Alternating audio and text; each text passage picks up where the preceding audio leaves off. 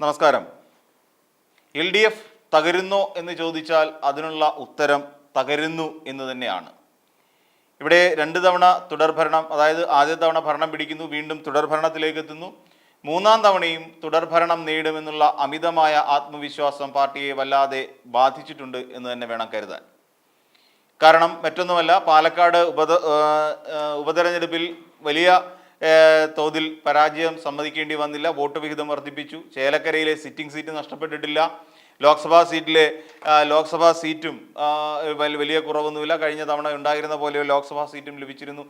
തുടങ്ങിയ ഒരുപാട് കാര്യങ്ങൾ ഈ പറയുന്ന പോസിറ്റീവായിട്ട് ചിന്തിക്കാൻ വേണ്ടിയിട്ടുണ്ട്. അതോടൊപ്പം UDF തുടങ്ങി വെച്ച പല പദ്ധതികളും വിജയകരമായി അവസാനിപ്പിക്കാൻ കഴിഞ്ഞതിൻ്റെ ഒരു അമിതാത്മവിശ്വാസവും CPM-നുണ്ട്. ഇതെല്ലാം കൂടി ചേർന്ന് വന്നു കഴിഞ്ഞപ്പോൾ CPM-ൽ ഒരു വലിയ വിഭാഗീയതയ്ക്ക് തുടക്കമിടുന്നതായിട്ടാണ് നമ്മൾ ഈ കഴിഞ്ഞ ഏരിയ സമ്മേളനം മുതൽ കാണുന്നത്. കൊല്ലം, തിരുവനന്തപുരം, അതോടൊപ്പം നമ്മൾ തിരുവനന്തപുരം ജില്ല എന്ന് പറഞ്ഞ Mangalapuram area committee, Kayamkulam area കമ്മിറ്റിയിലുണ്ടായ ഒരു വലിയ വിഘടനം, അതോടൊപ്പം തന്നെ നമ്മൾ ഇങ്ങോട്ട് നോക്കിക്കഴിഞ്ഞാൽ കരുനാഗപ്പള്ളി ഏരിയ കമ്മിറ്റിയിലുണ്ടായ പ്രശ്നം, അങ്ങനെ നിരവധി പ്രശ്നങ്ങൾ നമ്മൾ കാണേണ്ടിയിരിക്കുന്നു. അപ്പം ഈ ഒരു സാഹചര്യം വളരെ ഒരു പാർട്ടിയെ തന്നെ ഇല്ലായ്മ ചെയ്യുന്ന ഒരവസ്ഥയിലേക്ക് നീങ്ങിക്കൊണ്ടിരിക്കുന്ന ഒരു സാഹചര്യമാണ് ഇപ്പോഴുള്ളത്. ഈ സമയത്ത് തന്നെ കൃത്യമായി ശവപ്പെട്ടിയിലെ ആണി എന്നുള്ള നിലയിൽ തന്നെയാണ് LDF-ന് ഇത്തവണ തദ്ദേശ സ്വയംഭരണ തെരഞ്ഞെടുപ്പിൻ്റെ ഉപതെരഞ്ഞെടുപ്പ് നടന്നപ്പോഴുണ്ടായ ഫലങ്ങൾ സൂചിപ്പിക്കുന്നത്. ഞെട്ടിപ്പിക്കുന്ന ഒരു ഫലമാണ് സത്യത്തിൽ ഇത്തവണ LDF-ന് നേരിടേണ്ടി വരുന്നത്. അതായത് കഴിഞ്ഞ തവണ LDF-ന് 15 സീറ്റ്, UDF-ന് 13 സീറ്റ്, BJP-ക്ക് 3 എന്ന സീറ്റ് നിലകൾ ഉണ്ടായിരുന്ന പ്രദേശങ്ങൾ, വാർഡുകളിലാണ് ഇത്തവണ തെരഞ്ഞെടുപ്പ് നടന്നത് എന്നുള്ളതാണ് നമുക്ക് മനസ്സിലാക്കാൻ കഴിയുന്നത്. പക്ഷേ കഴിഞ്ഞ തവണ ഉണ്ടായിരുന്നതിനേക്കാൾ UDF-ന് നില മെച്ചപ്പെടുത്താൻ കഴിഞ്ഞു എന്നുള്ളത് UDF-ന് ആശ്വസിക്കാൻ കഴിയുന്ന ഒന്നാണ്.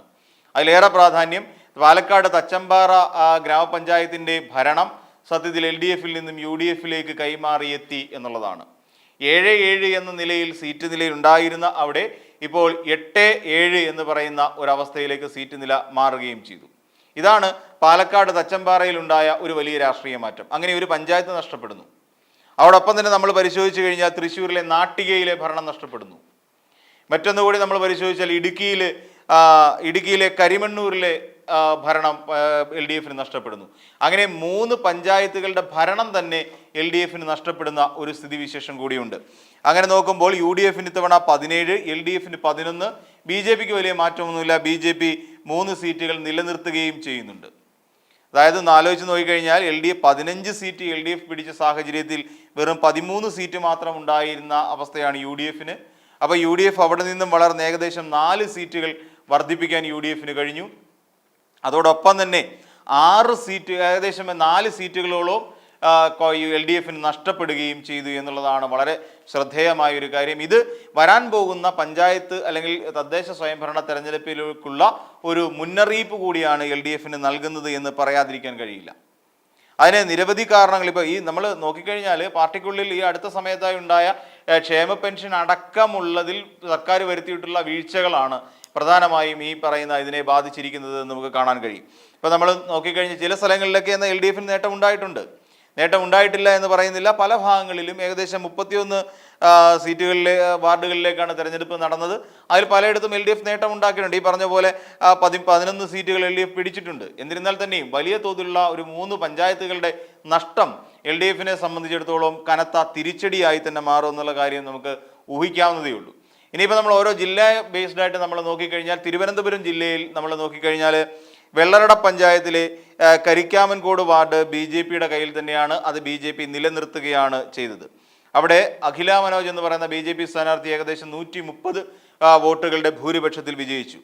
കൊല്ലത്തേക്ക് എത്തിക്കഴിയുമ്പോൾ അവിടെ വെസ്റ്റ് കല്ലട പഞ്ചായത്തിലെ നടുവിലക്കര വാർഡ് LDF പിടിച്ചെടുത്തു. അത് കോൺഗ്രസിൻ്റെതായിരുന്നു. കോൺഗ്രസിൻ്റെ കയ്യിൽ നിന്നും LDF പിടിച്ചെടുത്തു. അവിടെ 92 വോട്ടുകൾക്കാണ് അവിടെ LDF ഭൂരിപക്ഷം നേടിയെന്ന് നമുക്ക് മനസ്സിലാക്കാം. അതുപോലെ അവിടുത്തെ കോൺഗ്രസിൻ്റെ ഒരു അവസ്ഥ, കോൺഗ്രസ് 3-ാം സ്ഥാനത്തേക്ക് അവിടെ നടുവിലക്കര പഞ്ചായത്തിൽ പിന്തള്ളപ്പെട്ടു എന്നുള്ളത് നമുക്ക് മനസ്സിലാക്കേണ്ടി വരും. അതായത് നടുവിലക്കര വാർഡിൽ LDF-ന് മുൻഗണന കിട്ടുകയും 2-ാം സ്ഥാനത്തേക്ക് BJP എത്തുകയും 3-ാം സ്ഥാനത്തേക്ക് കോൺഗ്രസ് കൂപ്പുകുത്തുകയും ചെയ്തു.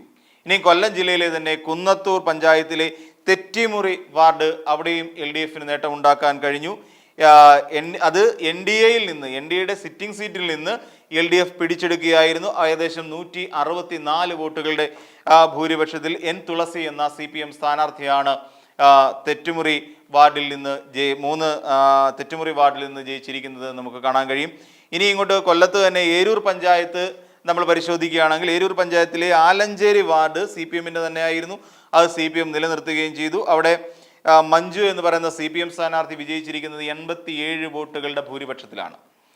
അതോടൊപ്പം തന്നെ കൊല്ലം ജില്ലയിലെ തേവലക്കര ഗ്രാമപഞ്ചായത്തിലേക്ക് വരികയാണെങ്കിൽ കോയിവിള തെക്ക് അവിടെ UDFൽ നിന്നും LDF സീറ്റ് പിടിച്ചെടുത്തു എന്നുള്ളത് നമുക്ക് ആശ്വസിക്കാൻ വക തരുന്നതാണ്.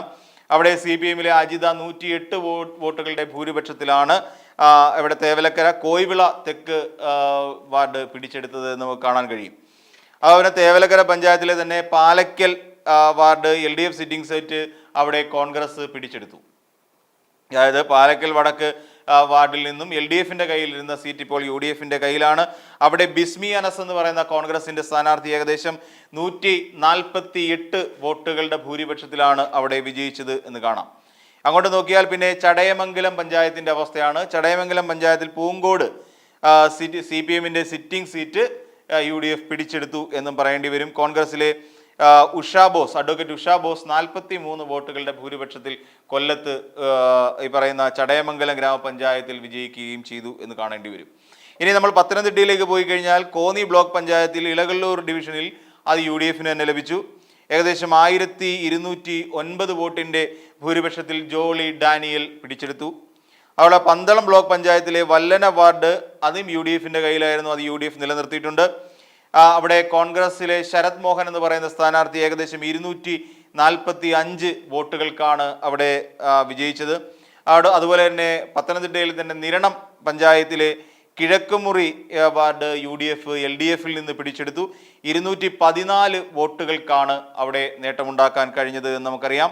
ഏകദേശം LDF അവിടെ ഏറ്റവും വലിയൊരു പ്രശ്നം എന്ന് വെച്ചാൽ LDF കഴിഞ്ഞ 28 വർഷമായി സ്വന്തമായി കയ്യിൽ വെച്ച് അനുഭവിക്കുന്ന ഒരു സീറ്റാണ് എന്നുകൂടി നമ്മൾ ആലോചിക്കേണ്ടതുണ്ട്. അവിടെയാണ് ഈ പറഞ്ഞതുപോലെ ഒരു വലിയ തോൽവിയിലേക്ക് LDF കൂപ്പുകുത്തിപ്പോയത് നിരണം പഞ്ചായത്തിൽ. അതോടൊപ്പം തന്നെ എഴുമറ്റൂർ ഗ്രാമപഞ്ചായത്തിലെ ഇരുമ്പുകുഴി എന്ന് പറയുന്ന വാർഡിൽ BJP അവിടെ വിജയിച്ചു. BJPയുടെ രണ്ടാമത്തെ സീറ്റായി നമുക്കിതിനെ കാണാം. അപ്പോൾ അങ്ങനെ UDFന്റെ സീറ്റാണ് അവിടെ BJP കൊണ്ടുപോയത്. ഏകദേശം 48 വോട്ടുകൾക്ക് BJPയിലെ റാണി എന്ന് പറയുന്ന സ്ഥാനാർത്ഥി അവിടെ വിജയിച്ചിരിക്കുന്നു. പിന്നെ പത്തനംതിട്ടയിൽ തന്നെ അരുവാപുലം പഞ്ചായത്തിലെ പുളിഞ്ചാണി വാർഡ് CPMന്റെ കയ്യിൽ തന്നെയായിരുന്നു. അത് CPM നിലനിർത്തി. ഏകദേശം മിനി രാജീവ് എന്ന് പറയുന്ന സ്ഥാനാർത്ഥി 106 വോട്ടുകൾക്ക് വാർഡ് നിലനിർത്തുകയും ചെയ്തു. ഇനി ആലപ്പുഴയിലേക്ക് വരിക. നമുക്കറിയാം ആലപ്പുഴ ഏറ്റവും കൂടുതൽ രാഷ്ട്രീയമായി ചർച്ച ചെയ്യപ്പെട്ട ഒരു ജില്ല കൂടിയാണ്. കാരണം നമുക്കറിയാവുന്ന പോലെ സുധാകരന് ഉണ്ടാക്കിയ വിവാദങ്ങൾ, സുധാകരനുമായി ബന്ധപ്പെട്ട് അമ്പലപ്പുഴ ഏരിയ കമ്മിറ്റിയിൽ ഉണ്ടായ വിവാദങ്ങൾ, അതോടൊപ്പം ഇവിടെ ബിപിൻ സി ബാബുവുമായി ബന്ധപ്പെട്ട് കായംകുളം ഏരിയ കമ്മിറ്റിയിൽ ഉണ്ടായ വിവാദങ്ങൾ, അങ്ങനെ തുടങ്ങി നിരവധി കമ്മ്യൂണിസ്റ്റ് പാർട്ടി തകരാൻ വേണ്ടിയിട്ടുള്ള എല്ലാ മാർഗങ്ങളും അല്ലെങ്കിൽ എല്ലാ വഴികളും തുറന്നിട്ട ഒരു ജില്ല കൂടിയാണ് ആലപ്പുഴ എന്നുള്ള പ്രസക്തി നമ്മൾ മറന്നു പോകാൻ പാടില്ല. അപ്പോൾ ആ സാഹചര്യത്തിൽ ആര്യാട് ബ്ലോക്കിൽ പഞ്ചായത്തിലെ വളവനാട് വാർഡിൽ അവിടെ CPM വിജയിച്ചിട്ടുണ്ട് എന്നുള്ള ഒരു വാർത്തയുണ്ട്. അത് CPMന്റെ സിറ്റിംഗ് സീറ്റ് തന്നെയാണ്. CPMലെ അരുൺ ദേവ് ഏകദേശം 1911 വോട്ടുകൾക്കാണ് അവിടെ വിജയിച്ചത്. ഇനിയും വളരെ പ്രാധാന്യമുള്ള ഒന്നാണ് എരുവ വാർഡ് എന്ന് പറഞ്ഞാൽ. എരുവ പത്തിയൂർ പഞ്ചായത്തിലെ എരുവ വാർഡ് വളരെ പ്രാധാന്യമുള്ളതാണ്. കാരണം അവിടെയാണ് ബിപിൻ സി ബാബുവിൻ്റെ നാട് എന്ന് നമുക്ക് ഓർക്കണം. അവിടെ ബിപിൻ സി ബാബുവിൻ്റെ വാർഡ് CPMൽ നിന്നും അവിടെ കോൺഗ്രസ് പിടിച്ചെടുത്തു എന്നുള്ളതാണ് വളരെ പ്രാധാന്യമുള്ള ഒരു കാര്യം. ആലപ്പുഴ ജില്ലയെ സംബന്ധിച്ചിടത്തോളം ഏറ്റവും കൂടുതൽ ചർച്ച ചെയ്യപ്പെട്ട ഒരു രാഷ്ട്രീയ മാറ്റമായിരുന്നു ബിപിൻ സി ബാബുവിൻ്റെ BJPയിലേക്കുള്ള പ്രവേശനം. അതോടൊപ്പം തന്നെ അദ്ദേഹത്തിൻ്റെ അമ്മ പ്രസന്നകുമാരി അടക്കം CPMനോട് എതിർത്ത് നിൽക്കുന്ന ഒരു കാലം. അതോടൊപ്പം ഈ പറയുന്ന പത്തിയൂർ ഗ്രാമപഞ്ചായത്ത് ബിപിൻ സി ബാബുവിൻ്റെ സ്വന്തം നാടാണ് എന്നുകൂടി നമ്മൾ ഓർക്കേണ്ടതുണ്ട്. അവിടെ CPMന് ഒരു വാർഡ് നഷ്ടപ്പെടുന്നു. പകരം അവിടെ UDF തിരിച്ചു കയറുന്നു. കോൺഗ്രസിലെ ദീപക് എന്ന് പറയുന്ന സ്ഥാനാർത്ഥി 99 വോട്ടുകൾക്ക് ശിവശങ്കരപിള്ള എന്ന് പറയുന്ന CPMന്റെ സ്ഥാനാർത്ഥിയെ പരാജയപ്പെടുത്തുകയായിരുന്നു. അപ്പം ബിപിൻ സി ബാബുവിൻ്റെ ഒരു സ്ഥലം കൂടിയാണ് എന്നുള്ള കാര്യം നമ്മൾ മറക്കരുത്. അവിടെ കോൺഗ്രസിന് ആ പഞ്ചായത്തിലെ എരുവ വാർഡ് നേട്ടമുണ്ടാക്കാൻ കഴിഞ്ഞു. ഇനി കോട്ടയത്തേക്ക് വന്നു കഴിഞ്ഞാൽ ഈരാറ്റുപേട്ട നഗരസഭയിൽ കുഴിവേലി ഡിവിഷൻ UDFന്റെ കയ്യിൽ തന്നെയാണ്. അത് അവർ നിലനിർത്തിയിട്ടുണ്ട്. അവിടെ സ്വതന്ത്ര സ്ഥാനാർത്ഥിയായ റുബീന നാസർ 100 വോട്ടുകൾക്ക് വിജയിച്ചു എന്നുള്ള ഒരു വാർത്തയാണുള്ളത്. പിന്നെ അതോടൊപ്പം തന്നെ അതിരമ്പുഴ, കോട്ടയം ജില്ലയിലെ തന്നെ അതിരമ്പുഴ പഞ്ചായത്തിലെ ITI വാർഡ് UDF നിന്ന് LDF പിടിച്ചെടുത്തിരിക്കുന്നു. അവിടെയാണ് LDFന് മറ്റൊരു നേട്ടം നമുക്ക് പറയാൻ. അവിടെ മാത്യു TD 216 വോട്ടുകൾക്കാണ് അവിടെ വിജയിച്ചത് എന്ന് നമ്മൾ ഓർക്കണം. പിന്നെ നമുക്കറിയാം ഈ ഇടുക്കി ജില്ലയെ സംബന്ധിച്ചിടത്തോളം ഇവിടെ ഒരു ഭരണം നഷ്ടപ്പെട്ട ഒരു അവസ്ഥയാണുള്ളത്. അവിടെ ഒരു പഞ്ചായത്തിൽ, അതായത് കരിമണ്ണൂർ പഞ്ചായത്തിൽ LDFന് ഭരണം നഷ്ടപ്പെട്ട ഒരു സാഹചര്യം അവിടെ ഉണ്ട് എന്ന് നമുക്കറിയാം. അപ്പോൾ അവിടെ ബ്ലോക്ക് പഞ്ചായത്തിൽ സംഭവിച്ചത് കഞ്ഞിക്കുഴി വാർഡിൽ UDF തന്നെയായിരുന്നു. അത് UDF നിലനിർത്തുകയും ചെയ്തു. അവിടെ സാന്ദ്രാമോൾ ജിന്നി 753 വോട്ടുകളുടെ ഭൂരിപക്ഷത്തിൽ അവിടെ വിജയിച്ചു. അവിടെ ഇടുക്കി കരിമണ്ണൂർ ഗ്രാമപഞ്ചായത്തിലെ പന്നൂർ വാർഡ് LDFൽ നിന്ന് UDF പിടിച്ചെടുത്തു. അവിടെയാണ് ഭരണം നഷ്ടപ്പെട്ടു എന്ന് പറയുന്നത്. അവിടെയാണ് ഒരു വിമതനൊക്കെ മത്സരിച്ച സംഭവം. അപ്പോൾ പന്നൂർ വാർഡ് അവിടെ UDF പിടിച്ചെടുക്കുകയുണ്ടായി. അവിടെ ദിലീപ് കുമാർ എന്ന് പറയുന്ന സ്ഥാനാർത്ഥി 177 വോട്ടുകളുടെ ഭൂരിപക്ഷത്തിലാണ് വിജയിച്ചത് എന്ന് നമുക്ക് കാണാം. പിന്നീട് നോക്കുമ്പോൾ തൃശ്ശൂർ ജില്ലയിലേക്ക് പോകുമ്പോൾ തൃശ്ശൂരിൽ നമുക്കറിയാം നാട്ടിക എന്ന് പറയുന്ന ഗ്രാമപഞ്ചായത്തിൻ്റെ ഭരണം LDFന് നഷ്ടപ്പെട്ടിരിക്കുന്നു. അവിടെ കൊടുങ്ങല്ലൂർ നമ്മൾ നോക്കിക്കഴിഞ്ഞാൽ കൊടുങ്ങല്ലൂർ നഗരസഭയിൽ തന്നെ ചേരമാൻ ജുമാ മസ്ജിദ് വാർഡിൽ BJP സ്ഥാനാർത്ഥി ഗീത റാണി വിജയിച്ചതായിട്ടാണ് അറിയാൻ കഴിയുന്നത്. അവിടെ 66 വോട്ടുകൾക്ക് BJP സീറ്റ് നിലനിർത്തി എന്നുള്ളതാണ്. പിന്നെ ചൊവ്വന്നൂർ ഗ്രാമപഞ്ചായത്തിലെ 3-ാം വാർഡ് പൂശപ്പള്ളി ഉപതെരഞ്ഞെടുപ്പിൽ അവിടെയും UDFനാണ് വിജയം നമ്മൾ കാണുന്നത്. 25 വോട്ടുകളുടെ ഭൂരിപക്ഷമാണ് സെബി എന്ന് പറയുന്ന സ്ഥാനാർത്ഥി വിജയിച്ചത്. നാട്ടികയിലും ഈ പറയുന്ന പോലെ ഭരണം നഷ്ടപ്പെട്ട ഒരവസ്ഥയിലേക്കാണ്. അപ്പോൾ നാട്ടികയെ സംബന്ധിച്ചിടത്തോളം ഗോഖലെ വാർഡ് CPMൽ നിന്നും കോൺഗ്രസ് പിടിച്ചെടുത്തു. 115 വോട്ടിന് VP ബിനു എന്ന് പറയുന്ന അവിടുത്തെ നിലവിലത്തെ മുൻ പ്രസിഡന്റ് തന്നെ അവിടെ വീണ്ടും വിജയിച്ചതായിട്ടാണ് അറിയാൻ കഴിയുന്നത്. പിന്നീട് പാലക്കാടാണ് തച്ചമ്പാറ എന്ന് പറയുന്ന പഞ്ചായത്തിൽ ഭരണം നഷ്ടപ്പെട്ട ഒരവസ്ഥയിലേക്ക് CPM മാറുന്നത്, LDF മാറുന്നു. അവിടെ ചാലിശ്ശേരി ഗ്രാമപഞ്ചായത്തിലെ ചാലിശ്ശേരി മെയിൻ റോഡ് വാർഡ് UDFന് തന്നെ ലഭിച്ചു. അവിടെ സുജിത എന്ന് പറയുന്ന സ്ഥാനാർത്ഥി 104 വോട്ടുകളുടെ ഭൂരിപക്ഷത്തിൽ വിജയിക്കുകയും ചെയ്തു. തച്ചമ്പാറ, അതായത് ഭരണം നഷ്ടപ്പെട്ട തച്ചമ്പാറയിൽ എന്ത് രാഷ്ട്രീയ മാറ്റമാണ് നമുക്ക് നോക്കാം. തച്ചമ്പാറയിലെ CPMന്റെ അല്ലെങ്കിൽ ഇടതുപക്ഷത്തിന്റെ സിറ്റിംഗ് സീറ്റ് UDF പിടിച്ചെടുത്തിരിക്കുന്നു. കോൺഗ്രസിലെ അലി തേക്കത്ത് ആണ് വിജയിച്ചത്. 28 വോട്ടുകളുടെ ഭൂരിപക്ഷത്തിലാണ് അവിടെ വിജയമുണ്ടായിരിക്കുന്നത്. അതോടൊപ്പം കൊടുവായൂർ പഞ്ചായത്തിലെ കോളോട് CPM സീറ്റ് നിലനിർത്തുകയുണ്ടായി. മുരളീധരൻ എന്ന് പറയുന്ന സ്ഥാനാർത്ഥി ഏകദേശം 108 വോട്ടുകൾ. പിന്നെ മലപ്പുറത്തേക്ക് പോയാൽ ജില്ലാ പഞ്ചായത്തിലെ തൃക്കലങ്ങോട് വാർഡ് UDFന് തന്നെയാണ്, അത് നിലനിർത്തുകയാണ്. മഞ്ചേരി നഗരസഭയിലെ കരുവമ്പ്രം ഡിവിഷൻ CPMൽ നിന്ന് കോൺഗ്രസ് പിടിച്ചെടുക്കുന്നു. അവിടെയും കരുവമ്പ്രത്തും കൈ പൊള്ളി. അപ്പോൾ പിന്നെ കോൺഗ്രസ് സ്ഥാനം ഫൈസൽ മോൻ 43 വോട്ടുകൾക്കാണ് അവിടെ വിജയിച്ചത്. തൃക്കലങ്ങോട് പഞ്ചായത്തിലെ മരത്താണി വാർഡ് CPMൽ നിന്ന് UDF പിടിച്ചെടുത്തു. 550 വോട്ടിൻ്റെ ഭൂരിപക്ഷമാണുള്ളത്. ആലങ്കോട് പഞ്ചായത്തിലെ പെരുമുക്ക് വാർഡ് UDFൽ നിന്നും CPM പിടിച്ചെടുത്തു. ആ ഒരൊറ്റ വാർഡാണ് മലപ്പുറത്ത് കിട്ടിയിരിക്കുന്നതെന്ന് ആലോചിച്ച് നോക്കുക. ഏകദേശം 410 വോട്ടിൻ്റെ ഭൂരിപക്ഷത്തിലാണ് ആ സീറ്റ് പിടിച്ചെടുത്തത്.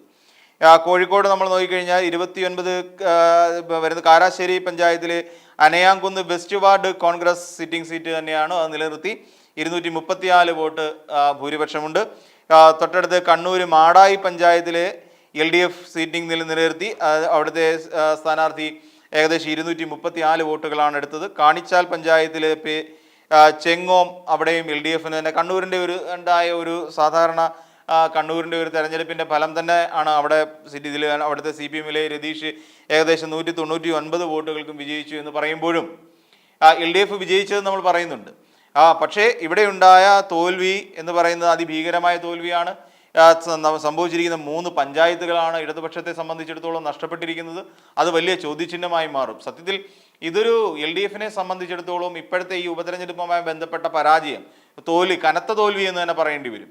ഈ കനത്ത തോൽവി കാര്യം 15 സീറ്റ് എന്നുള്ള നിലയിൽ നിന്നും 11 സീറ്റ് എന്ന് പറയുന്ന ഒരു ദാരുണമായ അവസ്ഥയിലേക്ക് മറിയുകയും അതോടൊപ്പം തന്നെ 3 പഞ്ചായത്തിൻ്റെ ഭരണം കൂടി നഷ്ടപ്പെടുകയും ചെയ്യുമ്പോൾ തീർച്ചയായും ഇതിനെ ഒരു അതിഭീകരമായ പരാജയം എന്ന് തന്നെ നമുക്ക് വിളിക്കേണ്ടി വരും.